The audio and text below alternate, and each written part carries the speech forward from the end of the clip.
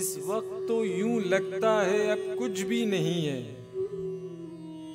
महताब न सूरज न अंधेरा न सवेरा, आंखों के दरीचों पे किसी हुस्न की चिलमन और दिल की पनाहों में किसी दर्द का डेरा।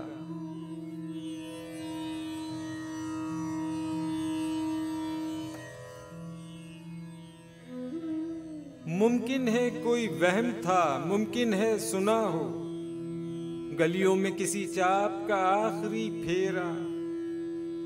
शाखों में ख्यालों के घने पेड़ के शायद अब आके करेगा न कोई ख्वाब बसेरा।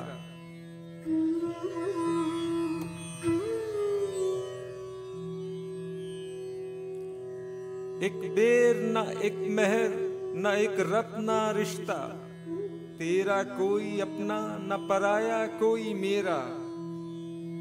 माना कि ये सुनसान घड़ी सख्त कड़ी है, लेकिन मेरे दिल ये तो फकत एक ही घड़ी है।